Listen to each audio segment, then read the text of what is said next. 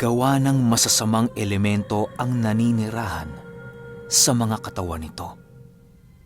Matapos itong gawin ni Pio Carpio, agad din naman silang lumabas ng tahanan ni Gonzalo upang magpahangin.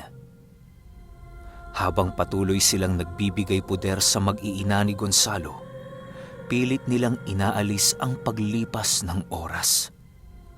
Laking gulat na lamang nila nang muling bumangon si Suplito sa kinahihigaan nito. Nang maramdaman ni Gonzalo ang paggalaw ng kanyang kaibigan, agad din naman niya itong nilapitan. Sa pagsilay ni Gonzalo kay Suplito, doon niya napagtantong gumagalaw ito nang naaayon sa kagustuhan ng hukluban. Dahil sa mga pangyayaring yon, mas lalong tumindi ang galit ni Pio Carpio. Kahit tirik na tirik pa noon ang araw, ay walang sawa nilang hinanap ang hukluban sa baryong malapit sa kanilang tinitirhan. Habang patuloy silang naglalakad ni Samuel, panay naman ang kanilang pag-uusap tungkol sa mga hakbang na kanilang isasagawa. Nang marating nila ang tahanan ni Kaloy, agad din naman silang humingi ng tulong dito. Kaloy, nitong mga nagdaang linggo, bumisita ka ba sa pamamahay ko? Tanong ni Gonzalo. Bakit kuya? May nangyari ba? Pasensya na kuya ha. Medyo abala ko ngayong buwan kaya hindi ko nagagawang dumalaw sa inyo. Sagot naman ni Kaloy. Nang marinig ito ni Gonzalo, agad din naman niyang ikinuwento ang nangyari sa kanilang baryo at sa kanyang mag-ina. Maging si Kaloy noon ay gulat na gulat sa mga pinagsasasabi ng kanyang kapatid. Habang iniisip niya kung sino ang may gawa sa pangyayaring yon, biglang pumasok sa kanyang isipan ang isang matandang lalaking madalang niyang masilayan. Kuya, meron akong nakikitang hukluban dito sa lugar namin noong mga nagdaang araw. Hindi ko lang alam ang mga ginagawa nito pero ramdam na ramdam ko ang bigat ng presensyang dala nito. Hindi yun sugo ng Diyos, kuya. Bagkus ay sugo yun ng demonyo. Wika ni Kaloy. Nang marinig ito ni Gonzalo, doon pumasok sa kanyang isipan na maaaring pinagmamatyagan nito si Kaloy. Medyo nahihirapan ang huklubang yung pasukin ang tahanan ng kanyang kapatid sa kadahilan ng isa itong albularyo. Kahit malakas ang kakayahan ng hukluban, ay hindi nito magagawang pasukin ng basta-basta ang lugar na merong pananampalataya sa Ama. Sa pagpapatuloy ng kanilang usapin, pinili nilang mag-isip ng mga kuro-kuro kung saan ang pinagpupugaran ng hukluban. Ilang oras pa ang lumipas, tuluyan na ngang nagpaalam si Gonzalo sa kanyang kapatid upang muling ipagpatuloy ang kanilang paghahanap. Kuya, mamaya pag wala na akong ginagawa, bibisita ako sa inyo. Tutulong ako sa pagliligtas mo sa iyong pamilya. Wika ni Kaloy paglabas nila ng kanilang tahanan. Sige Kaloy, maraming salamat sa tulong. Mauna na kami. Pagpapaalam naman ni Gonzalo. Matapos nilang makapag-usap, agad din naman nilang nilisan ang bahay ng kanyang kapatid. Sa pagpapatuloy ng kanilang paglalakad, ay kung saan-saan na sila nadapo, mahanap lamang ang lokasyon ng hukluban. Pero kahit anong gawing paghahanap noon ni Gonzalo, bigo silang matunton ang lugar na ito. Nang papasapit na noon ang hapon, ninais na lamang nilang bumalik sa kanilang tahanan. Nang malapit na silang dalawa sa bakuran ng kanilang bahay, doon ay nasilayan nila Gonzalo si Kaloy at si Pio Carpio. Sa paglapit nila sa dalawa, pinili naman ni Gonzalong pumasok ng kanilang tahanan upang tingnan ang kanyang mag-ina. Sa muling pagsilay ni Gonzalo sa kanyang anak, hindi niya mapigilang muling tumulo ang kanyang luha. Halos Unti-unti nang nawawala noon ng pag-asa si Gonzalo na muling maibalik sa katawan ng kanyang mag-ina ang nawala nitong mga kaluluwa. Sa pagsapit ng gabi, biglang naalerto sila Gonzalo nang maramdaman nila ang pagbigat ng hangin sa buong paligid. Alam nilang hindi sa isang ordinaryong nilalang nanggagaling ang presensyang yon, kung kaya't pinili nilang ito ay pakiramdaman. Makalipas lamang ang ilang minuto, sa hindi inaasahang pagkakataon, ay biglang merong kumatok sa pinto ng tahanan ni Gonzalo. Napakalalim ng boses ng nilalang na yon na para bang isang demonyo. May tao ba dyan?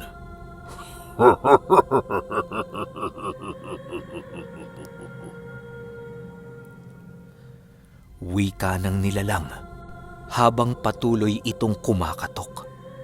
Sa bawat pagkatok nito sa pintuan nila Gonzalo ay ang pagwawala naman noon ni Suplito. Kahit nakagapos na ang buong katawan nito, ay para bang nagpupumilit pa rin itong makawala. Nang masipat ito ng mga kasamahan nilang albularyo, pinili nilang higpitan ang pagkakagapos kay Suplito. Ilang minuto pa ang lumipas, dahan-dahan ang nilapitan ni Gonzalo ang pinto ng kanilang tirahan. Nang tuluyan na siyang makalapit dito, agaran din naman niya itong binuksan. Pagbukas ni Gonzalo sa pinto, laking gulat na lamang niya nang wala siyang nilalang na nakita.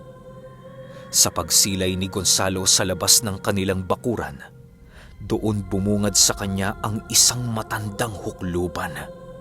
Nakasuot ito ng belong itim habang patuloy na nakatitig sa kanya. Dahil sa mga nakita noon ni Gonzalo, ay halos hindi niya mapigilan ang galit sa nilalang na yon. Nang akmang susugurin na niya ito, bigla siyang hinawakan ni Pio Carpio. Huwag kang magpapadala sa galit mo, iho. Maging mahinahon ka upang makapag-isip ka ng mga susunod mong gagawin. Wika ni Pio Carpio. Dahil sa sinabi ng kanyang tsuhin, ay agaran din namang nahimasmasan sa galit si Gonzalo. Sa pagtitig niya sa matandang yon, doon ipinakita ni Gonzalo ang tinatago niyang galit dito. Ilang minuto pa ang lumipas, unti-unti na ngang nasipat ni Gonzalo ang panlilisik ng mga mata ng hukluban. Matapos itong masilayan ni Gonzalo, napansin niyang dahan-dahang naglalakad papalayo ang hukluban na minsang kumatok sa kanilang tahanan. Alam ni Gonzalong aalis ito, kung kaya't ninais niya itong sundan. Hindi na nagawang pigilan ni Pio Carpio ang kanyang pamangkin dahil sa agaran nitong pagtakbo papalapit sa hukluban. Gonzalo! Hintayin mo kami! Sigaw ni Samuel. Pero kahit anong pagsigaw noon nila Samuel, hindi na sila nagawang pakinggan ni Gonzalo. Nang maramdaman ng hukluban ang pagsugod ni Gonzalo, bigla itong tumigil sa kanyang paglalakad. Sa paglingon ng huklubang yon, biglang napatigil si Gonzalo sa kanyang pagtatakbo. Dahan-dahang nakiramdam si Gonzalo noon ng pagkahilo hanggang sa dumating ang puntong nabalot na ng dilim ang kanyang paningin. Animoy nakapasok siya noon sa ibang dimensyon nang sa hindi malamang dahilan. Panay ang pagsigaw niya sa lugar na yon, pero wala siyang naririnig maging ang kanyang sariling boses. Hindi rin niya nagagawang gumalaw noon, kung kaya't labis na nakakaramdam si Gonzalo ng takot at pagkabahala. Ilang minuto pa ang lumipas, biglang tinakip siya ng hukluban sa kanyang balikat at kasabay nito ang pagbalik ng kanyang wisyo sa kanilang lugar. Bata ka pa, Gonzalo. Malamang sa malamang hindi mo ako kilala. Pero ako, Kilalang kilala kita maging ang iyong buong pamilya. Oras na ng paniningil ko, iho. Kung kaya't ihanda mo na ang malaking kabayaran ng kasalanan ng iyong angkan. Wika ng hukluban. Kasabay ng pagwika nito ay ang pagkawala nito sa tabi ni Gonzalo. Sa pag-ikot ng paningin ng gabunan, bigo itong makita ang hukluban. Ilang minuto pa ang lumipas, tuluyan na ngang lumitaw ang huklubang yon sa mismong harapan ni Gonzalo. Dali-dali naman noong tumakbo si Pio Carpio upang samahan ng kanyang pamangkin sa nalalapit na labanan. Alam niyang kakailanganin ni Gonzalo ng tulong, gawa ng hindi kakayanin ni Gonzalo ang matandang yon kung piliin niyang makipagduelo dito. Nang matagumpay nang makalapit si Pio Carpio, pinili nilang pagmasdan na muna ang kanilang kalaban.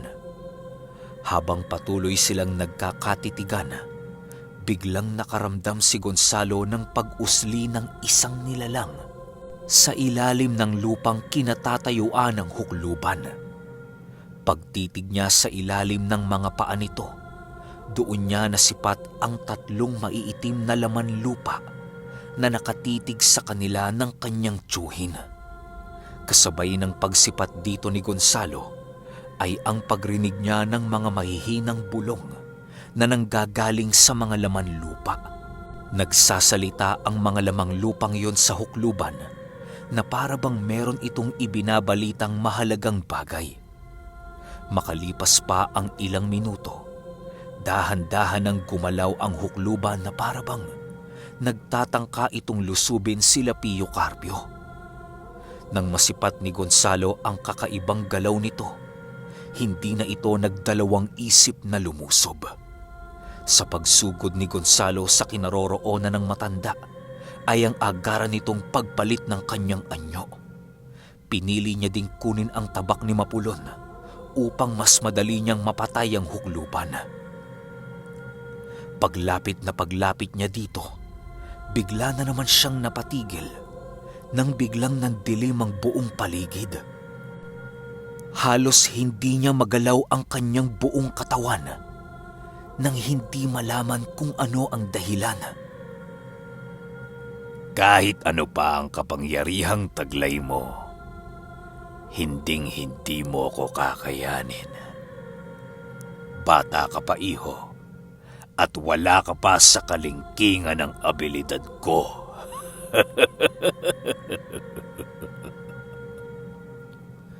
Wika ng matanda. Matapos nitong makapagsalita, nakaramdam si Gonzalo ng pagtagos ng isang bagay sa kanyang tiyan. Hindi niya maipaliwanag ang bagay na tumagos sa kanyang katawan dahil sa labis na kadilimang bumalot sa kanyang kinaroroonan. Matapos itong gawin ng matanda, nakaramdam si Gonzalo ng isang nilalang na pilit humihila sa kanya. Alam niyang si Pio Carpio ang humihila sa kanya noon, kung kaya't hinayaan niya na lamang ito. Nang tuluyan ng bumalik sa normal ang buong paligid, doon na nakaramdam si Gonzalo ng labis na sakit. Pagsipat niya sa kanyang tiyan, kitang-kita niya ang nakatarak na isang matulis na kahoy. Hindi na muna nila ito ginalaw. Gawa ng maaaring malagay pa sa panganib ang buhay ni Gonzalo kung pipilitin nila itong tanggalin. Habang nanlalabo noon ang paningin ni Gonzalo, nagawa niya pang sipatin ang kinaroroonan ng hukluban. Ilang minuto pa ang lumipas, tuluyan na nga siyang nawala ng malay. Kinaumagahan, paggising ni Gonzalo, laking gulat na lamang niya nang makita niyang nakaratay sa higaan si Pio Carpio. Napakaraming sugat nito sa katawan at para bang napakatindi ng labanan na kanyang pinagdaanan. Dahil sa mga nasilaya noon ni Gonzalo, ay halos nabalot siya ng awa sa kanyang tiyuhin. Samuel, Anong nangyari kay Tio Carpio? Nang hihinang tanong ni Gonzalo. Pasensya na, Gonzalo. Hindi ko din kayang ipaliwanag ang nangyari sa tiyo mo. Wika ni Samuel. Matapos nitong makapagsalita, pinili nitong ikwento ang mga kaganapan noong gabi. Ayon kay Samuel, na paglabas nila ng tahanan ni Gonzalo, nasipat niyang nakatayo lamang si Pio Carpio habang patuloy na umiikot sa kanya ang hukluban. Nakahiga noon si Gonzalo sa lupa nang walang malay. Ilang minuto pa ang lumipas, biglang napaluhod na lamang si Pio Carpio nang sa hindi malamang dahilan. Hindi naman nasipat ni Samuel na merong ginawa sa kanilang pinuno ang hukluban, kung kaya't pala isipan para sa kanya kung ano ang ginagawa nito. Matapos mapaluhod noon ni Pio Carpio, panay na ang pagtulo ng dugo nito sa kanyang buong katawan. Pagbagsak ng ermetanyo sa lupa, tuluyan din namang naglaho na parang bula ang huklubang yon. Nang marinig ni Gonzalo ang kwento ni Samuel, pilit niyang inaalala ang mga nangyari noong gabi. Ang tanging natatandaan niya lamang noon ay ang pagdilim ng buong paligid at ang pagtagos sa kanya ng isang matalas na kahoy. Sa pagsapit ng 10:00 ng umaga, tuluyan namang nagising si Pio Carpio sa kanyang mahimbing na pagkakatulog. Dali-dali din namang nilapitan nila Gonzalo ang kanyang tiyuhin upang ito ay kausapin. Sila Samuel naman noon ay piniling magluto ng kanilang makakain sa pagsapit ng tanghali. Tio Carpio, ano hong nangyari? Ba't kayo nalagay sa sitwasyong yan? Gulat na tanong ni Gonzalo sa kanyang tiyuhin. Habang nagtatanong noon si Gonzalo kay Pio Carpio, ninais muna ng ermetanyong makatayo sa kanyang pagkakahiga.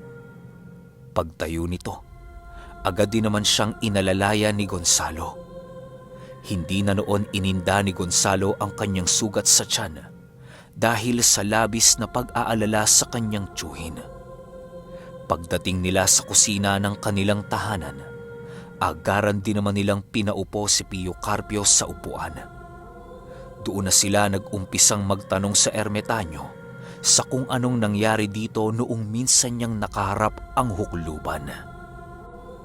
Ayon kay Pio Carpio, na noong nawala ng malay si Gonzalo, ay pinili niyang harapin ang hukluban. Noong una, nagagawang sabayan ni Pio Carpio ang huklubang yon sa kanyang mga pag-atake. Nabago lamang noon ang pangyayari nang makaramdam si Pio Carpiong dahan-dahan na siya nitong dinadala sa ibang dimensyon.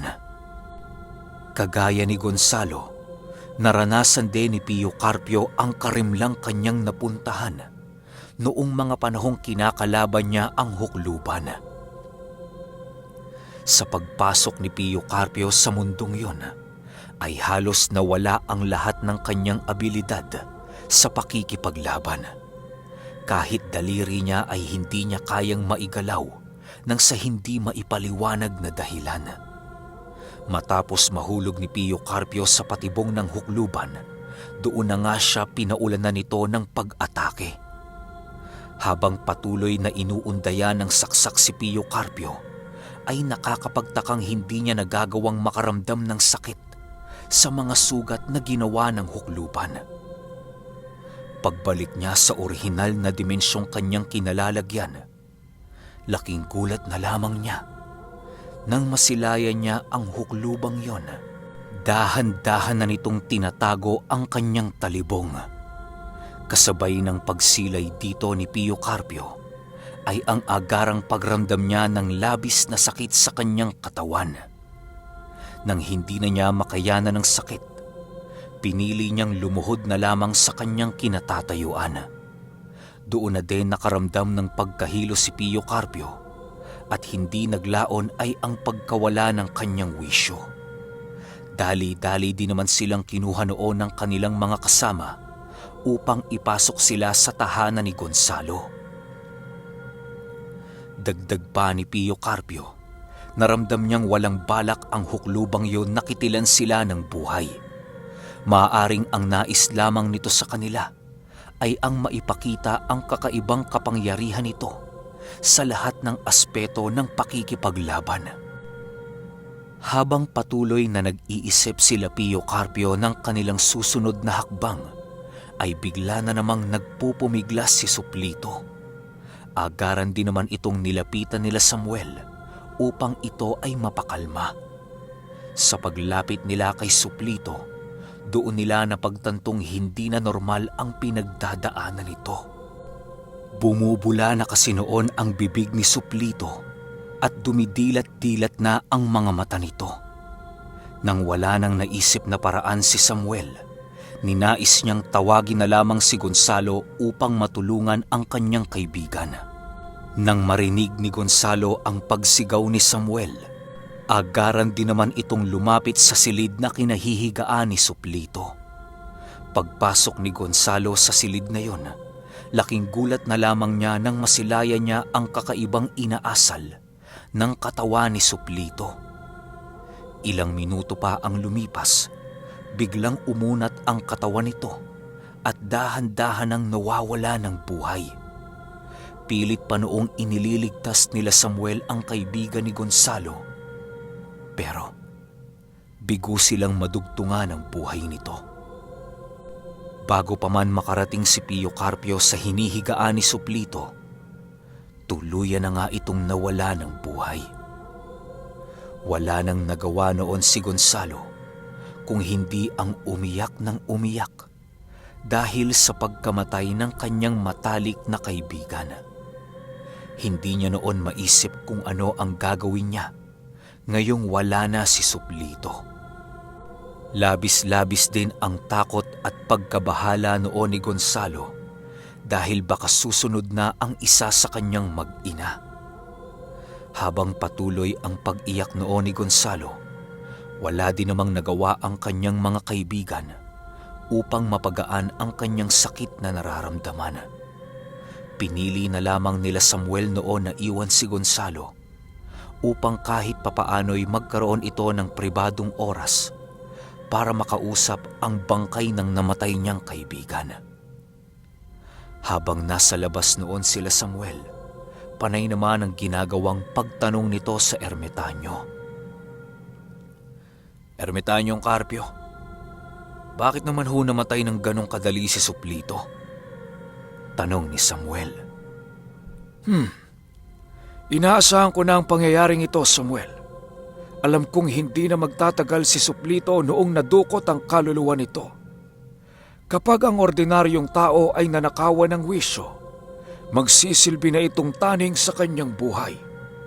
Kapag lumipas ang 1 linggong hindi pa nababalik ang kaluluwa nito, wala na tayong magagawa upang mailigtas ito. Pasalamat lang si Gonzalo dahil kahit papano, meron pa ring nagliligtas na mutya sa kanyang mag-ina. Sagot naman ni Pio Carpio. Okay, sunod kagad natin yung 83. Ito ni sinasabi ko sa inyo. Sobrang lakas ng hukluban.